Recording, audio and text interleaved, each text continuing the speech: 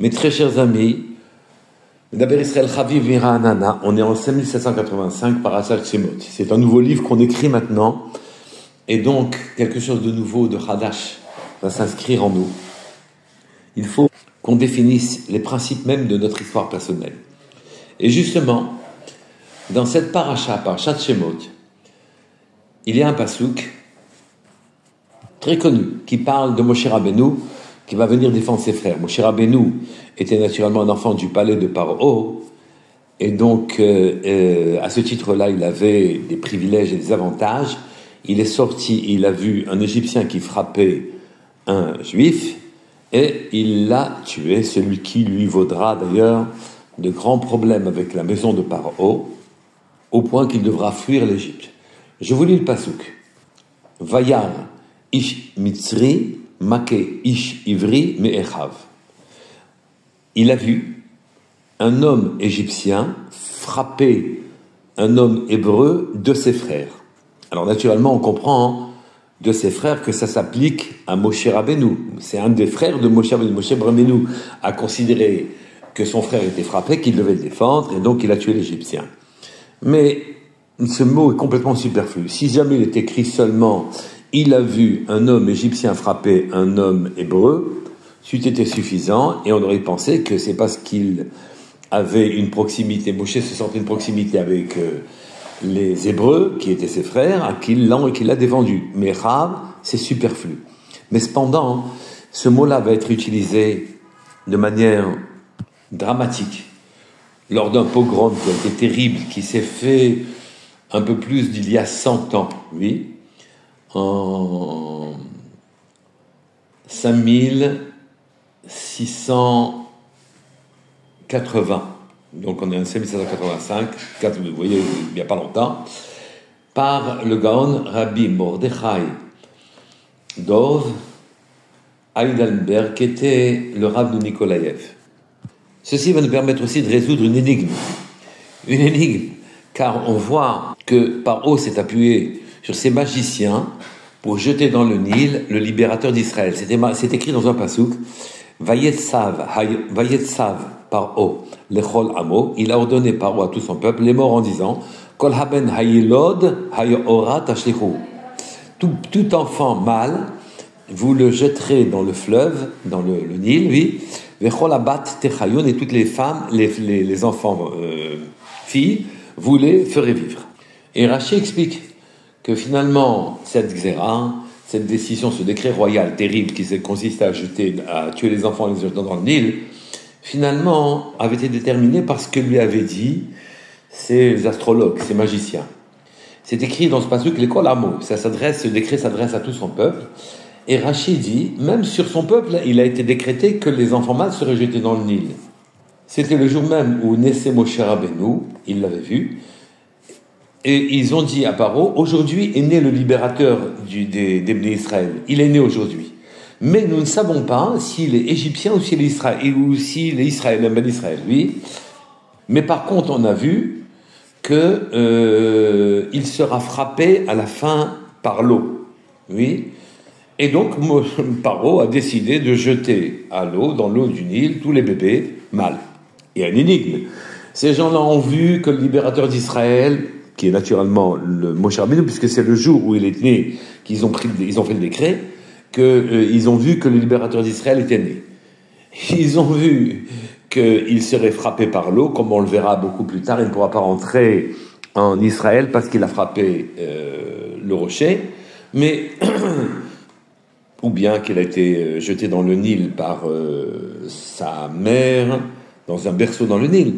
Mais s'ils ont vu tout ça, pour quelle raison ne savaient-ils pas si le libérateur d'Israël serait égyptien ou s'il serait hébreu?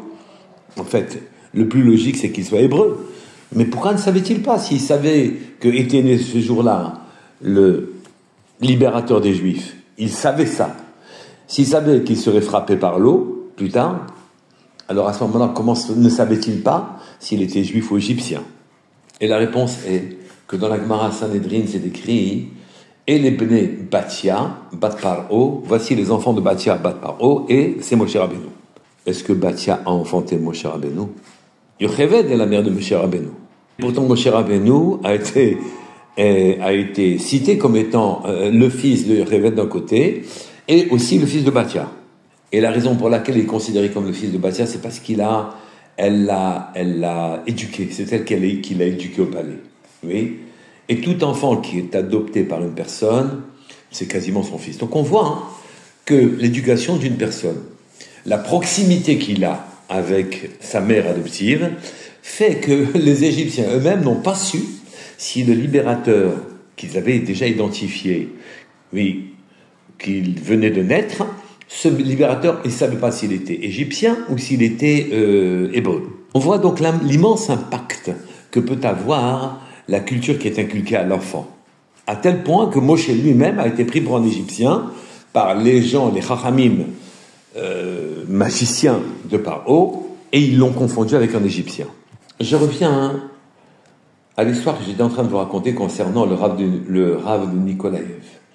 Le jour où un immense pogrom avait été décrété, qu'ils sont rentrés, qu'ils ont pillé les maisons des Juifs, qu'ils ont tué des Juifs, et qu'ils ont pris les Sifrei Torah et les ont jetés à terre et les ont abîmés, la population naturellement s'est offusquée. Comment est-il possible qu'Akadosh Baruch Hu ne défende pas les Sifrei Torah? Nous, on est des hommes, d'accord.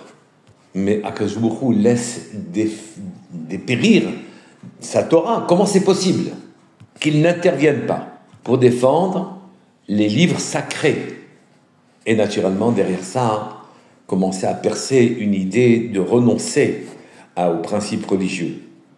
Et il leur a expliqué le Rav Nikolaïev qu'en vérité, la Gdusha, la sainteté des livres de Torah, elle dépend aussi du niveau de Gdusha, du niveau de sainteté des Bnei Israël, des hommes. Quand ils descendent de niveau, quand ils abandonnent les hauteurs spirituelles dans lesquelles ils sont, ou dans lesquels ils sont susceptibles de monter, pour s'abîmer dans les bassesses de la matérialité, même sans perdre les principes moraux, abandonner toute connexion avec la profondeur et admirer la culture goy. Alors, la Torah et les principes religieux eux-mêmes, qui pour avoir été parfaitement élevés et saints, tout à fait spirituels, commencent à s'épaissir, à devenir grossiers. Et la Torah elle-même est une mitgashemet. Elle devient grossière. Quand les Bnei Israël au Sinaï ont fauté et ont fait le vaudor, enfin c'est pas les Bnei Israël, c'est le Révra, a fait le vaudor. Les tables de la loi sont devenues lourdes dans les mains de Moshe. Les lettres s'envolèrent. La profondeur de la puissance de la Torah partait, il restait dans les mains que des tables de pierre sans consistance qui se sont cassées, naturellement. Il ne restait entre les mains de Moshe que de la matière. Il en est de même pour nous, il leur a dit le Rav. Tant qu'on est dans des madrigotes élevés, dans des niveaux élevés, les peuples nous craignent. D'instinct, ils ne veulent pas affronter la puissance de la spiritualité d'Israël. Notre lien avec le ciel imprime chez eux pahad, une terreur. Mais quand nous baissons de niveau, que les niveaux spirituels ne nous intéressent pas, que nous sommes intéressés par la matérialité de la chose et l'esprit qu'elle a, cette matérialité, qui est intéressant. La Torah elle-même descend de sa grandeur. Pas la Torah elle-même, mais les livres de Torah perdent de leur grandeur, perdent de leur puissance évocatrice et peuvent être la proie des flammes. La Torah elle-même, la spiritualité, non, mais le livre lui-même perd de sa sainteté. Et il est jeté au sol par les goyim, de la même manière que quand le temple a été détruit, en vérité, ils ont détruit les bois et les pierres et les tissus. Ils n'ont pas détruit la spiritualité du peuple juif. Concernant Moshe Rabbeinu aussi, on voit que le juif qui a été frappé était en vérité Baala chez Shlomit Bat Divri. Il était le mari, et là-dessus, on dit qu'effectivement, ce qui s'est passé, c'est que l'Égyptien avait mis l'œil sur cette femme-là, et il a eu des rapports avec elle en éloignant son mari pendant la nuit, et le mari avait senti ça, s'en était plaint, et l'Égyptien le faisait souffrir et le frappait. Sa femme était allée avec l'Égyptien par erreur, pensant que c'était son mari. Mais pourquoi c'est arrivé? C'est parce qu'elle n'était pas d'Ivry, elle parlait. Elle avait une proximité avec tout le monde, elle s'ouvrait à tout le monde. Elle a eu une proximité même avec l'Égyptien, et ensuite il est arrivé ce malheur-là. Et ceci même se lit dans le Passouk. Je vous relis le Passouk. il a vu, Moshe a vu, Ish Mitzri, un homme égyptien, Maké, Ish Ivri, qui frappait un homme juif, mais Echav, de ses frères. Nous, on entendait de ses frères de Moshe Rabbeinu. Et c'était superflu, car si on avait laissé simplement un Ish Ivri, on aurait compris. Mais qu'on peut lire aussi, mais Echav, c'est qu'en vérité, ça se rapporte à l'Égyptien. Cet homme-là se considérait un petit peu comme le frère de l'Égyptien. Lui, Ish Mitzri, Maké Ish Ivri, qui frappe un juif, l'homme égyptien qui frappe un juif, mais Echav de ses frères. Ça peut se rapporter à l'Égyptien aussi. Il y avait une proximité avec cet Égyptien. Soit que cette proximité venait du fait que sa femme parlait, et que donc elle avait une proximité avec les hommes, et donc une proximité avec l'Égyptien, soit que lui-même n'était pas éloigné d'avoir une proximité avec l'Égyptien qui lui a coûté extrêmement cher.